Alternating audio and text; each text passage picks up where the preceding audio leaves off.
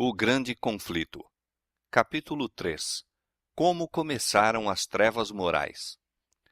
O apóstolo Paulo, em sua segunda carta aos Tessalonicenses, predisse a grande apostasia que teria como resultado o estabelecimento do poder papal. Declarou que o dia de Cristo não viria sem que antes venha a apostasia e se manifeste o homem do pecado, o filho da perdição, o qual se opõe e se levanta contra tudo o que se chama Deus ou se adora, de sorte que se assentará como Deus no templo de Deus, querendo parecer Deus.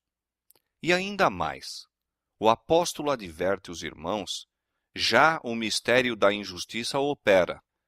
Mesmo naqueles primeiros tempos, viu ele, insinuando-se na igreja, erros que preparariam o caminho para o desenvolvimento do papado. Pouco a pouco, a princípio furtiva e silenciosamente, e depois mais às claras, à medida em que crescia em força e conquistava o domínio na mente das pessoas, o mistério da iniquidade levou avante sua obra de engano e blasfêmia. Quase imperceptivelmente, os costumes do paganismo tiveram ingresso na igreja cristã. O espírito de transigência e conformidade fora restringido durante algum tempo pelas terríveis perseguições que a igreja suportou sob o paganismo. Mas, incessando a perseguição e entrando o cristianismo nas cortes e palácios dos reis, pôs ela de lado a humilde simplicidade de Cristo e seus apóstolos, em troca da pompa e orgulho dos sacerdotes e governadores pagãos, e em lugar das ordenanças de Deus, colocou teorias e tradições humanas.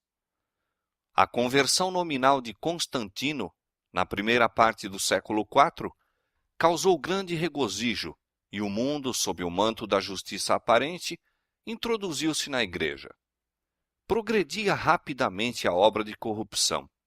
O paganismo, conquanto parecesse suplantado, tornou-se o vencedor. Seu espírito dominava a igreja. Suas doutrinas, cerimônias e superstições incorporavam-se à fé e culto dos professos seguidores de Cristo. Esta mútua transigência entre o paganismo e o cristianismo resultou no desenvolvimento do homem do pecado, predito na profecia como se opondo a Deus e exaltando-se sobre ele. Aquele gigantesco sistema de religião falsa é obra-prima do poder de Satanás, monumento de seus esforços para sentar-se sobre o trono e governar a terra segundo a sua vontade. Uma vez Satanás se esforçou por estabelecer um compromisso mútuo com Cristo. Chegando-se ao Filho de Deus no deserto da tentação e mostrando-lhe todos os reinos do mundo e a glória dos mesmos, ofereceu-se a entregar tudo em suas mãos se tão somente reconhecesse a supremacia do príncipe das trevas. Cristo repreendeu o pretensioso tentador e obrigou-o a retirar-se.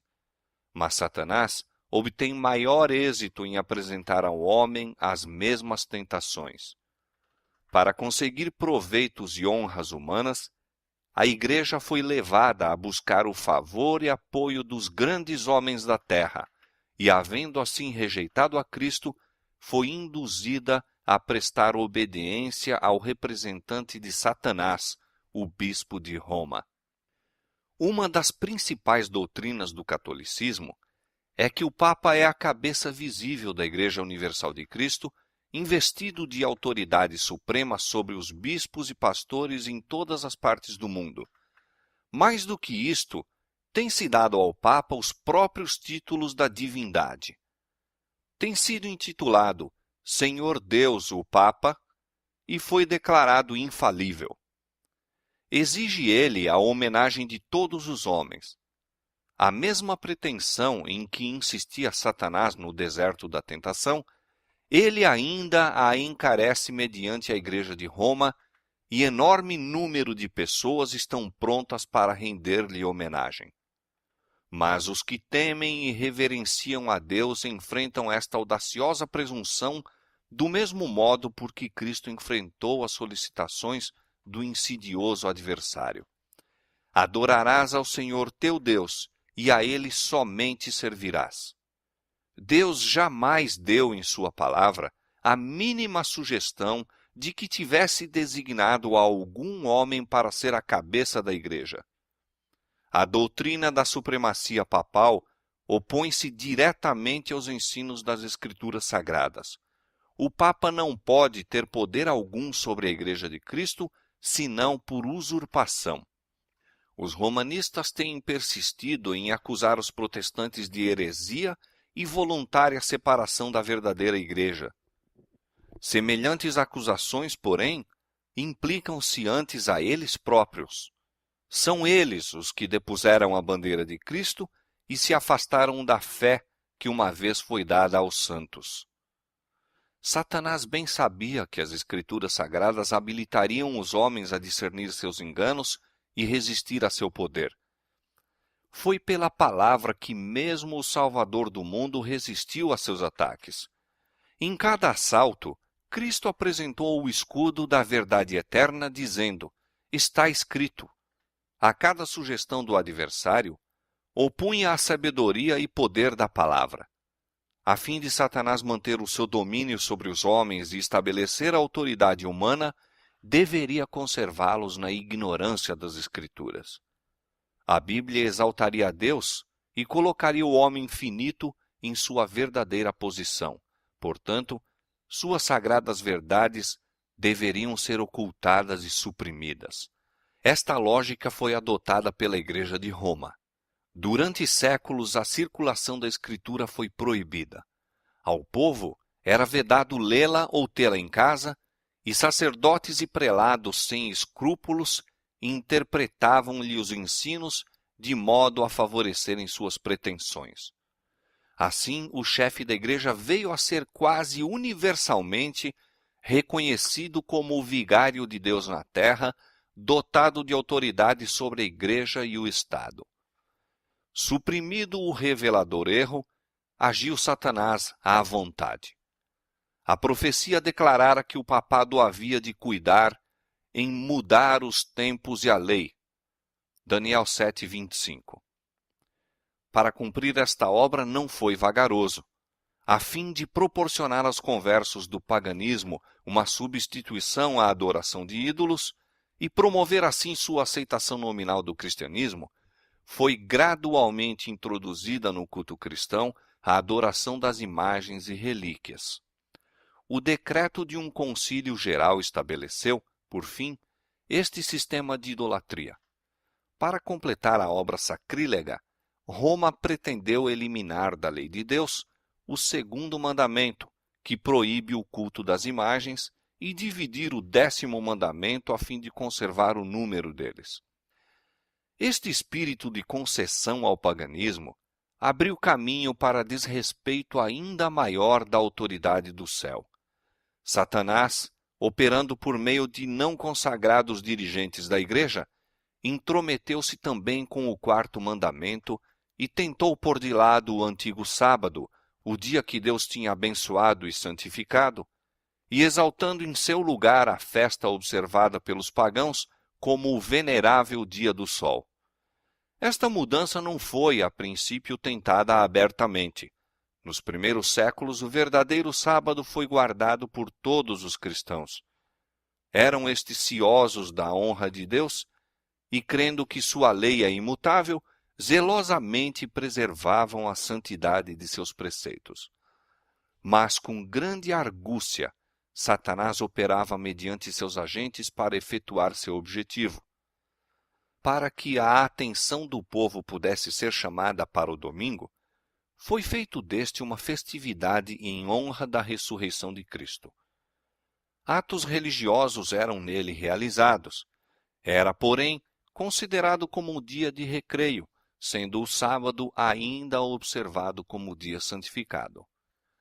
A fim de preparar o caminho para a obra que intentava cumprir, Satanás induzira os judeus, antes do advento de Cristo, a sobrecarregarem o sábado com as mais rigorosas imposições, tornando sua observância um fardo. Agora, tirando vantagem da falsa luz sob a qual ele assim fizera com que fosse considerado, lançou o desdém sobre o sábado como instituição judaica. Enquanto os cristãos geralmente continuavam a observar o domingo como festividade prazenteira, ele os levou, a fim de mostrarem seu ódio ao judaísmo, a fazer do sábado dia de jejum, de tristeza e pesar.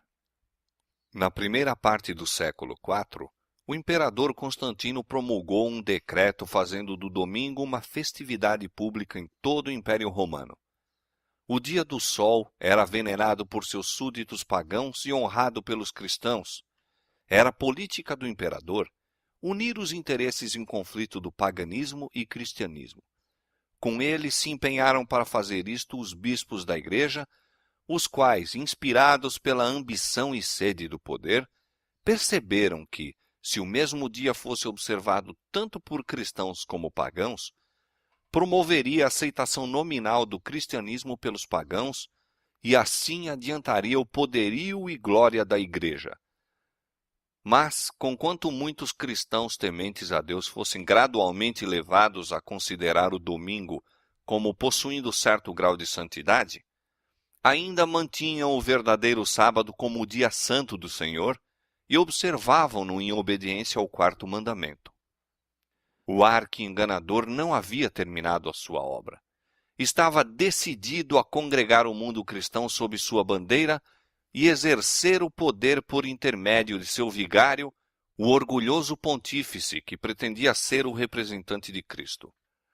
Por meio de pagãos meio convertidos, ambiciosos prelados e eclesiásticos amantes do mundo, realizou ele seu propósito.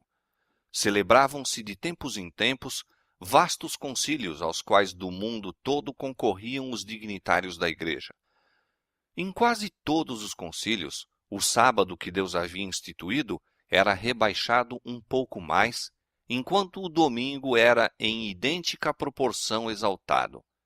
Destarte, a festividade pagã veio finalmente a ser honrada como instituição divina, ao mesmo tempo em que se declarava ser o sábado bíblico relíquia do judaísmo, amaldiçoando-se seus observadores. O grande apóstata conseguira exaltar-se contra tudo o que se chama a Deus ou se adora. Ousara mudar o único preceito da lei divina que inequivocamente indica a toda a humanidade o Deus verdadeiro e vivo.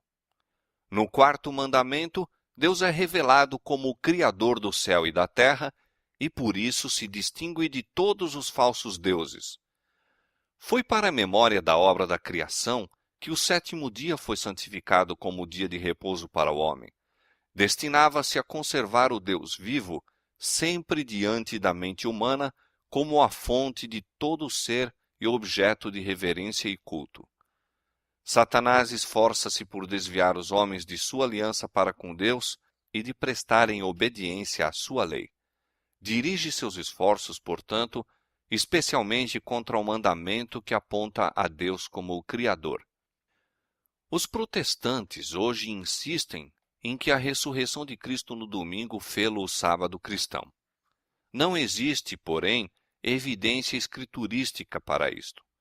Nenhuma honra semelhante foi conferida ao dia por Cristo ou seus apóstolos. A observância do domingo como instituição cristã teve origem no mistério da injustiça, que já no tempo de Paulo começara a sua obra. Onde e quando adotou o Senhor este filho do papado? Que razão poderosa se poderá dar para uma mudança que as Escrituras não sancionam?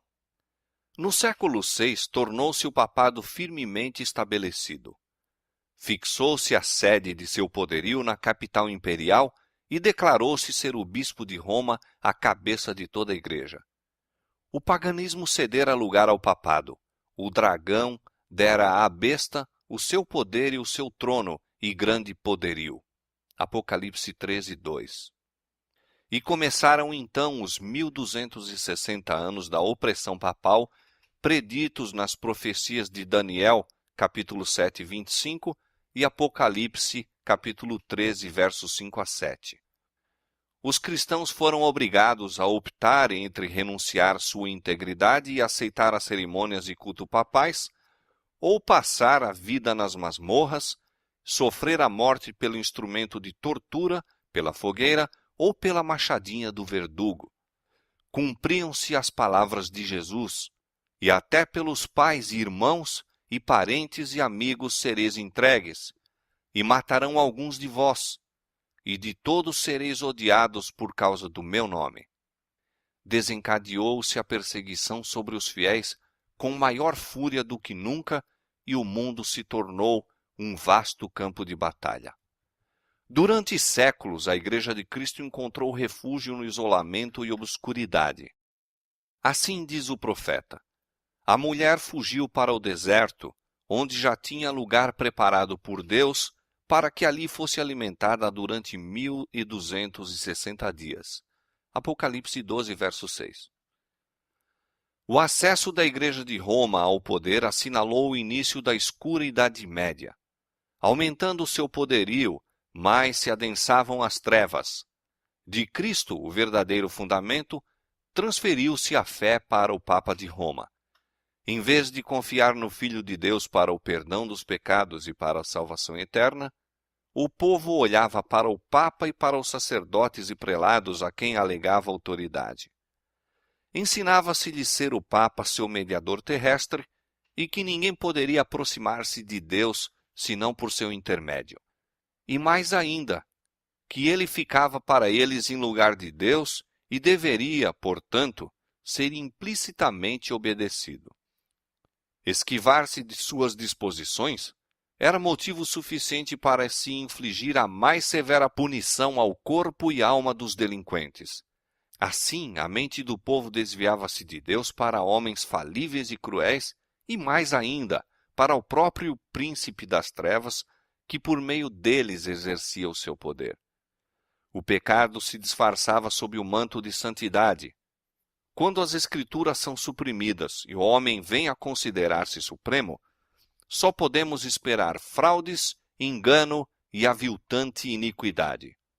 Com a elevação das leis e tradições humanas, tornou-se manifesta a corrupção que sempre resulta de se pôr de lado a lei de Deus. Dias de perigo foram aqueles para a Igreja de Cristo. Os fiéis porta-estandartes eram, na verdade, poucos. Posto que a verdade não fosse deixada sem testemunhas, parecia por vezes que o erro e a superstição prevaleceriam completamente e a verdadeira religião seria banida da terra. Perdeu-se de vista o Evangelho, mas multiplicaram-se as formas de religião e o povo foi sobrecarregado de severas exigências. Ensinava-se-lhes não somente a considerar o Papa como seu mediador, mas a confiar em suas próprias obras para expiação do pecado. Longas peregrinações, atos de penitência, adoração de relíquias, ereção de igrejas, relicários e altares, bem como o pagamento de grandes somas à Igreja, tudo isto e muitos atos semelhantes eram ordenados para aplacar a ira de Deus ou assegurar o seu favor, como se Deus fosse idêntico aos homens, encolerizando-se por ninharias ou apaziguando-se com donativos ou atos de penitência. Apesar de que prevalecesse o vício, mesmo entre os chefes da Igreja de Roma, sua influência parecia aumentar constantemente. Mais ou menos ao findar do século VIII, os romanistas começaram a sustentar que nas primeiras épocas da Igreja, os bispos de Roma tinham possuído o mesmo poder espiritual que assumiam agora. Para confirmar essa pretensão, era preciso empregar alguns meios com o fito de lhe dar aparência de autoridade. Isto foi prontamente sugerido pelo pai da mentira. Antigos escritos foram forjados pelos monges. Decretos de concílios que antes nada se ouvira foram descobertos, estabelecendo a supremacia universal do Papa desde os primeiros tempos. E a Igreja que rejeitara a verdade, avidamente aceitou estes enganos. Aos poucos, os fiéis que construíram sobre o verdadeiro fundamento ficaram perplexos e entravados quando o entulho das falsas doutrinas obstruiu a obra. Como os edificadores sobre o muro de Jerusalém no tempo de Neemias, alguns se prontificaram a dizer: já desfaleceram as forças dos acarretadores, e o pó é muito, e nós não podemos edificar um muro. Cansados da constante luta contra a perseguição, fraude, iniquidade e todos os outros obstáculos que Satanás pudera engendrar para deter-lhes o progresso, alguns que haviam sido fiéis edificadores desanimaram, e por amor da paz e segurança de sua propriedade e vida, desviaram-se do verdadeiro fundamento.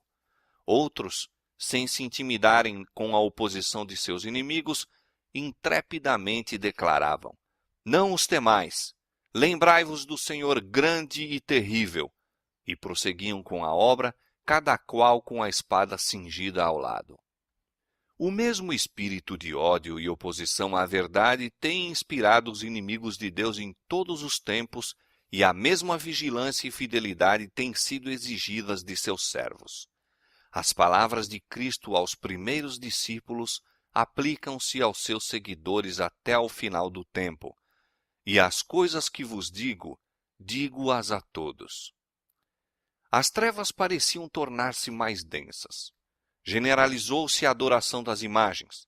Acendiam-se velas perante imagens e orações se lhes dirigiam. Prevaleciam os costumes mais absurdos e supersticiosos. O espírito dos homens era a tal ponto dirigido pela superstição que a razão mesmo parecia haver perdido o domínio. Enquanto os próprios sacerdotes e bispos eram amantes do prazer, sensuais e corruptos, só se poderia esperar que o povo que os tinha como guias se submergisse na ignorância e vício. Outro passo ainda deu a presunção papal quando, no século XI, o Papa Gregório VII proclamou a perfeição da Igreja de Roma. Entre as proposições por ele apresentadas, uma havia declarando que a Igreja nunca tinha errado, nem jamais erraria, segundo as Escrituras. Mas as provas escriturísticas não acompanhavam a afirmação.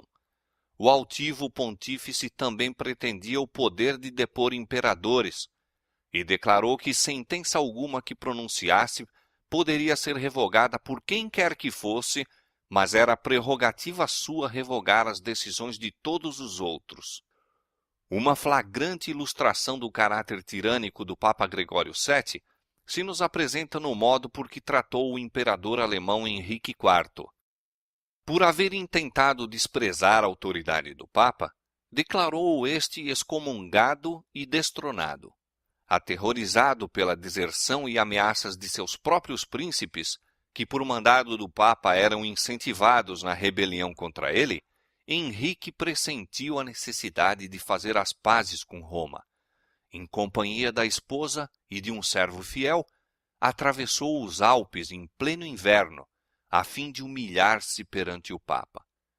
Chegando ao castelo para onde Gregório se retirara, foi conduzido, sem seus guardas, a um pátio externo e ali, no rigoroso frio do inverno, com a cabeça descoberta, descalço e miseravelmente vestido, esperou a permissão do Papa a fim de ir à sua presença. O pontífice não se dignou de conceder-lhe perdão, senão depois de haver ele permanecido 3 dias jejuando e fazendo confissão. Isso mesmo, apenas com a condição de que o imperador esperasse a sanção do Papa antes de reassumir as insígnias ou exercer o poder da realeza. E Gregório, envaidecido com seu triunfo, jactava-se de que era seu dever abater o orgulho dos reis. Quão notável é o contraste entre o orgulho deste altivo pontífice e a mansidão e suavidade de Cristo, que representa a si mesmo à porta do coração a rogar que seja lhe admitido, a fim de poder entrar para levar perdão e paz, e que ensinou a seus discípulos: qualquer que entre vós quiser ser o primeiro, seja vosso servo. Os séculos que se seguiram testemunharam aumento constante de erros nas doutrinas emanadas de Roma. Mesmo antes do estabelecimento do papado, os ensinos dos filósofos pagãos haviam recebido atenção e exercido influência na Igreja. Muitos que se diziam conversos ainda se apegavam aos dogmas de sua filosofia pagã E não somente continuaram no estudo desta, mas encareciam-no a outros como o meio de estenderem sua influência entre os pagãos. Erros graves foram assim introduzidos na fé cristã. Destaca-se, entre outros, o da crença na imortalidade natural do homem e sua consciência na morte.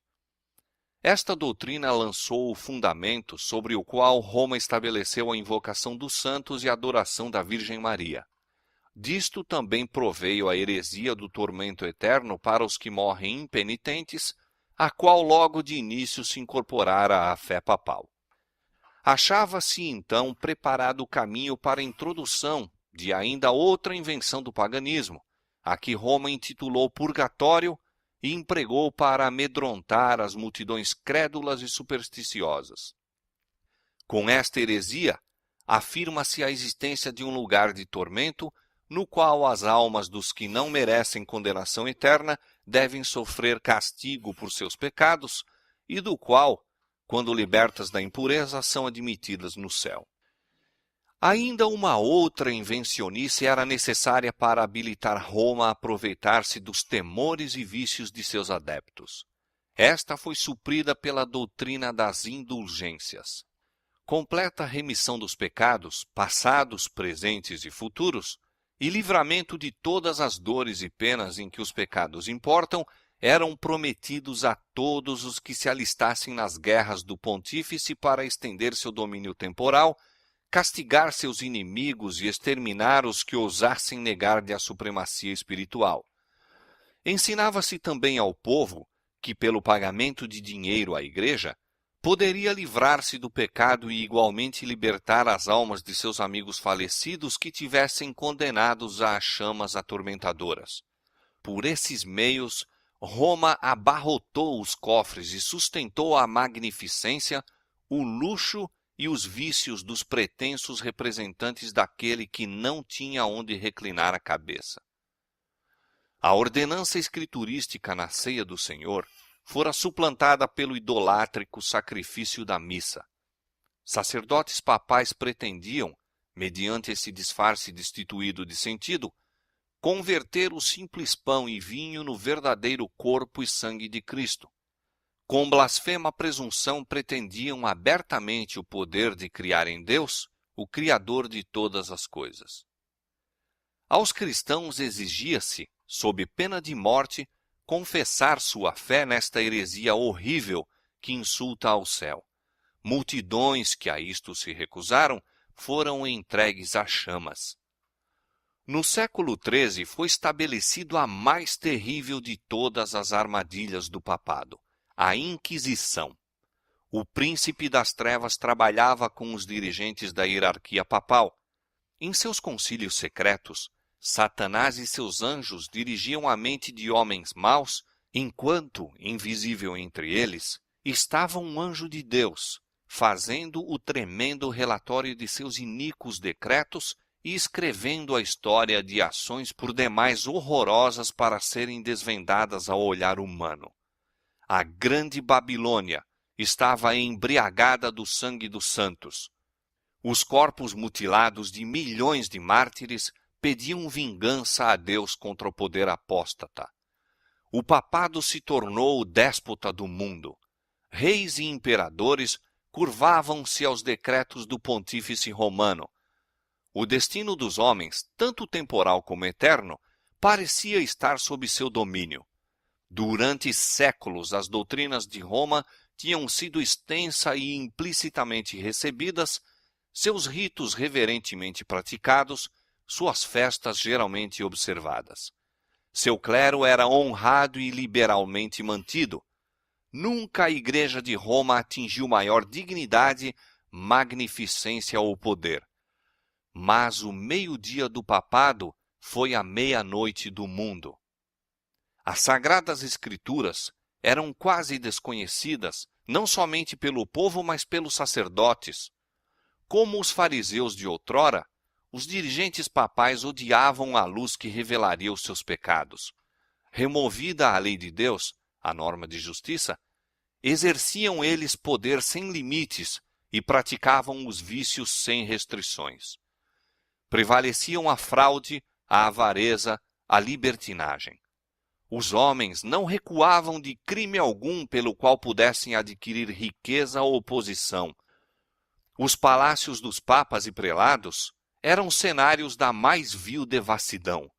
Alguns dos pontífices reinantes eram acusados de crimes tão revoltantes que os governadores seculares se esforçavam por depor esses dignitários da Igreja como monstros demasiado vis para serem tolerados.